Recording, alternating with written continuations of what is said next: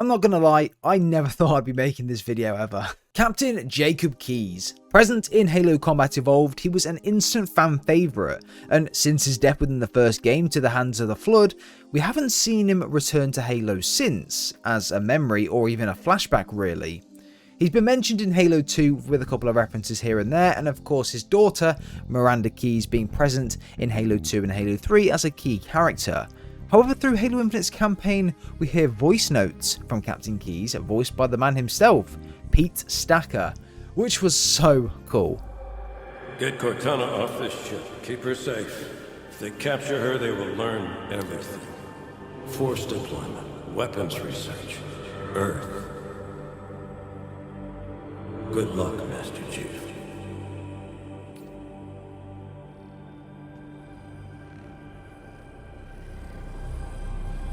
Who was that?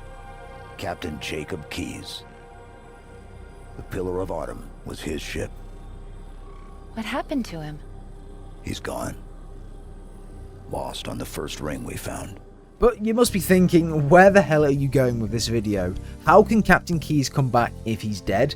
And what a stupid idea this video is ultimately. Well, maybe, but I'm thinking totally logically here, and I wanted to bring this up in a video for you guys. And plus, Halo Infinite's a bit mad right now. There's not much going on there, so I'm trying to theorize and bring up some new video ideas that will spark the interest and maybe some debate in the community. So yeah. Now, there are a couple of points in the canon of Halo Infinite as to how and why I think Captain Keyes could make an appearance in DLC for Halo Infinite's campaign. Now, potentially not as a fully blown character like he's just risen from the dead, because that would be ridiculous and not possible at all, but I do have some pretty interesting points that I do think that could bring him back and give him more of a backseat role within the canon and the lore of Halo Infinite's DLC. Captain Keyes piloting the Pillar of Autumn with Noble Six and the Rookie, Johnson, and Miranda Keyes all aboard. I'm joking, please don't take me seriously. But let me know your thoughts down below as well. What do you think of Halo Infinite? What characters and fan favourite characters would you like to return into the campaign DLC? And if you guys could spare a second of your time to click that thumbs up button as well, it'd be very much appreciated. It helps more than you guys know. Subscribe if you did enjoy the video, and let's get into it. Now, before we do get into the reasons as to why I believe that Captain Keyes could make a return in some capacity in Halo Infinite's DLC, I do want to give a bit of lore around Captain Jacob Keyes, who he is, what he does, and what game he was mostly present in, because Halo Infinite's brought across a lot of new fans, and with this game coming out in 2001, people may not have played it or may not be understood of what the story is or what Captain Keyes' role is. So check the timestamps in the description, guys, to skip this part if you really want to. I'll basically be summarising the plot of Halo Combat Evolved and Halo Reach as well. So if you don't want to listen to this, check the timestamps. Captain Keyes was the captain of a naval vessel called the Pillar of Autumn within Halo Combat Evolved. Dr. Catherine Halsey and Captain Keyes were both aware of a project to try and create an AI in order to assist humanity in the Human Covenant War, and essentially knew about and turned a blind eye to Halsey when she duplicated her own neural pathway in order to create a strong AI. This was highly illegal and basically forbidden at the time. There were multiple test subjects that were provided to Halsey in order to duplicate their neural pathways and try to create relevant AIs to help out humanity in that way, but none of the subjects fit the bill. They were all awful in a sense, and Dr. Catherine Halsey just didn't feel comfortable with creating an AI on the back of some of these candidates, so she decided to do it herself. And that was the birth of Cortana, and in Halo Infinite's sake, the weapon. Correct me if I'm wrong in the comments, any of the lore guys that are listening, but I believe she duplicated her neural pathways around 12 or 13 times or something along those lines. So other than Cortana and the weapon, which counts as 2, there's probably another 10 copies of Halsey's neural pathways within her lab on Reach. Anyway, during Halo Reach, which took place before Halo Combat Evolved, Halsey had just finished the core initiation on Cortana, and it was our job as a part of Noble Team, and we were Noble 6, to escort Cortana to Captain Keyes so that he could take her in orbit on the Pillar of Autumn away from Reach and away from the Covenant. When the Autumn escaped Reach, this is the first cutscene we see in Halo Combat Evolved, and even in some of the Halo 2 Anniversary cutscenes, whereby Thel Vadam, who was essentially the Arbiter in Halo 2, essentially chased Captain Keyes and the Pillar of Autumn off Reach, and that's where they came across Installation 04, which was the ring that we first come across in Halo Combat Evolved. The Covenant then boarded the Pillar of Autumn and tried to find and take Cortana from humanity. However, Captain Keyes ordered the Chief to escort Cortana off the ship and onto the ring. Captain Keyes then crash-landed the Pillar of Autumn onto the ring and was subsequently captured by the Covenant. It was then our job to try and find, locate and rescue Captain Keyes and the Marines captured with him, and escape the Truth and Reconciliation, which was the name of the Covenant ship on that game. Coming here was reckless. You two know better than this. Thanks. Captain Keyes, Johnson and some of the Marines as well then hear about an armory that was based on the ring. They go and check it out, hoping to resupply and help the UNSC during the war against the Covenant on Installation 04. However, what they didn't know was an impending horror waiting for them within this armory that's been locked away for centuries. This horror was the Flood.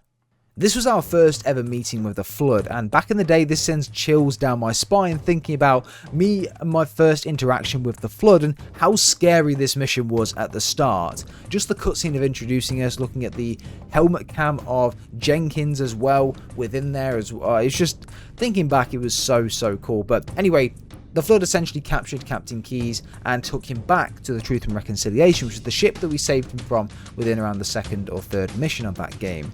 Within that, the Flood had completely taken over the Truth and Reconciliation and had essentially captured Captain Keyes and tried to turn him into their new Gravemind. This is the scene you'll see on screen right now, and we essentially had to punch his face and take his neural link to 1. Kill Captain Keyes so the Flood couldn't use him as a Gravemind and couldn't take his memories and extract them for the Flood to use, and 2. We needed the codes for the Pillar of Autumn, which we would go back to later to destroy the ring. So yeah, that's a very brief summary of Halo Combat Evolved and who Captain Keyes was and how he died within that game. But of course that doesn't tell the whole story, that doesn't tell us why we love him so much, some of the voice lines and just the way that he was, the character that he was as well, how Pete Stacker portrayed Captain Keyes as well, he was such a good character, and some of the voice lines, I'll play them through this section as well. And to be honest, I would love a character like that to come back into the game. So, let's start off as to why and how I think Captain Keyes could return. So, there are 2 options and 2 points here that I want to bring up. The first one is that Pete Stacker was brought back to voice line in Halo Infinite already, but for only 2 voice lines. Yeah. Okay, 343, I see what you're doing here. I feel something's up. There's no way he's just coming back to record 2 sentences. It's just, I would feel that's a complete waste of time, but I don't know. We'll have to wait and see with that one. And the second one, Halo Infinite looks to be toying with the idea of time travel in some capacity, which I know we've spoken about a lot on the channel previously. Allegedly, this is almost likely due to a time lock as to the reason why the Chief and the weapon were sent 3 days into the future after the Silent Auditorium portal did open by some mysterious figure. Again, we don't know the lore behind that just yet, and I'm sure that we'll get plenty of details when DLC does come around. But another explanation for that is that rather than time traveling in a sense, it could have just took them 3 days to travel through the portal, which is the reason why they landed 3 days into the future, but we don't know that just yet. So time travel for me is still an option forward and potentially back as well. It's amazing fan service that 343 brought Pete Stacker back to voice those lines in the Halo Infinite campaign, and that might be all that it is, but I'd be very surprised if he only came back with 2 lines as I mentioned. I think there's more that 343 cut from the game involving Pete Stacker and Captain Keyes, I really do. I can't imagine that only 2 or 3 lines from Pete Stacker would have been a viable reason to bring him back into the game. I do feel like they could have just reused lines from the remastered version of Halo Combat Evolved if they really needed to, but I don't know. I feel like there's more of a purpose to bringing him back here, and maybe I'm looking too far into it, but I don't know. It just seems a bit fishy to me. Now, this could be more to do with flashbacks or just memories in general. Data echoes like we see throughout the game and where the flashbacks were essentially shown to us. But one of the biggest points staring us in the face is Halsey and Keyes' relationship. Now, as mentioned in the lore recap, Keyes essentially shown a blind eye of the replication of Halsey's neural pathways. We know that it was for the good of the UNSC and humanity to have an AI with her knowledge and intelligence as Halsey. He was with Halsey when the process is completed as well and was essentially there the entirety of the way, and he was very aware about the power that Cortana held and the importance that she would be going forward. I think in DLC we'll see a lot of flashbacks as well, especially when the Chief does again link up with Halsey, because I guarantee in some capacity, maybe like we did in Halo 5 where we have to rescue Halsey. Something very similar might happen in Halo Infinite as well with the Chief, and if Halsey was captured, the Banished could be trying to interrogate her as to what she knows and things like this. You got to think in that sense as well. So potentially when we do get there, the conversation with Cortana will happen, flashbacks will start again, and this is potentially where Pete Stacker comes back in, and maybe we hear conversations between Halsey and Pete that we'd never heard before previously, and this could again open the doors to more lore that we don't know already. So it's interesting to think about as well.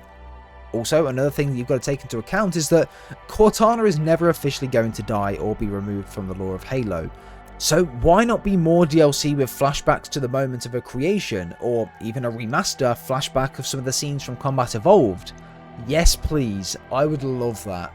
Now the other alternative, and one that I'm not really too fond of to be honest, but the other one is time travel. Now the community have this suspicion, as do I on some levels, around Atriox essentially time traveling or using a time lock to survive the Silent Auditorium's destruction, and essentially make it out alive with just the scratch on the left hand side of his face that we've done breakdowns of on the channel before. What if a time lock is opened and it sends the Chief and the weapon back in time rather than forward, or rather than delaying them like we seen at the end of the campaign, potentially they go through some form of slip space portal which sends them back to a point in time for whatever reason that might be.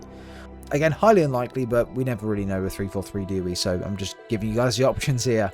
And this would be the scenario where we again meet or speak or see Captain Keyes or Pete Stacker. Not altering time as such by saving him from the flood or anything like that, because that would just be ridiculous, but maybe he has the knowledge about something that we need, or maybe he's seen something that only he has the answers to at the time. Maybe the grave mind at the time or the flood had told him something that's imperative to the future of the universe that we only really needed to know and find out about right now. Something like that. Either way, I think Captain Keyes coming back would be in some ways make no sense at all right now from a lore perspective, and no matter how many times you try and piece it together with current lore, it just can't happen because he is dead. Unless it is flashbacks, there's no other way. But in some capacity, with time travel being hinted here and there by 343 and within the game, and again leaving us so open-ended, again we don't have the questions answered to this. We don't know if time travel is a thing. We could just be thinking about this way too much, but without the clarification of time travel being there or not, we don't really know, and to be honest, we're entitled to make assumptions like this. Personally, do I think time travel is in Halo to the extent to what I'm referencing, whereby we can go back in time to speak to different characters and things? I mean, no, that would just be mental. But do I think 343 has the potential to pull an absolute madness and do something crazy? Yeah, so that's why I'm keeping my options completely open here. Again, looking at it from a corporate perspective, 343 need to bring players back to the franchise, right? People may have played, finished and not touched the campaign since release because they've 100%ed it within the first couple of days and there's nothing really else to do. Hardcore fans as well, not just new players. So bringing an iconic character back like Captain Keyes, people are going to think like, dude, what the hell? How is this guy still alive? Like, he's not been in a game since 2001. How is Captain Keyes back in the mainline canon? Like, this is the sort of stuff that will bring people back. Even if it doesn't make any sense from a marketing perspective, making it make sense within game is of course what matters. So yeah, I'm very excited to see where DLC goes and see if 343 do pull any madnesses. But guys, just a more interesting and fun type of video as well. It could definitely happen with 343's track record of doing mental and very weird and strange and cool, but also very unrealistic things. But it wouldn't really be the smartest idea ever in my opinion, but hey, I actually wouldn't care if the entirety of Noble Team came back at this point. Again, it would make no sense, but I just want new content and a reason to dive into some lore and theory around it. So anything at this point would be very nice. But guys, let me know your thoughts. Let me know what characters you want to see return in Halo Infinite. It doesn't have to just be Captain Keyes. It can be anyone that may have been killed off or anyone that you think could return. Let me know. I would love the Arbiter to come back. I'd like Spartan Locke to come back and have a new story around him as well. I think that would be a really good idea. But guys, let me know down below in the comments. But let me know if you enjoyed the video, guys. Drop a like if you have. Again, Halo Weekly is out tomorrow, so make sure you keep an eye out on that as well. We've got some really big updates coming on the channel, so subscribe for that. Ring the notification bell as well to be notified as soon as that video goes live. But guys, speak soon and take care.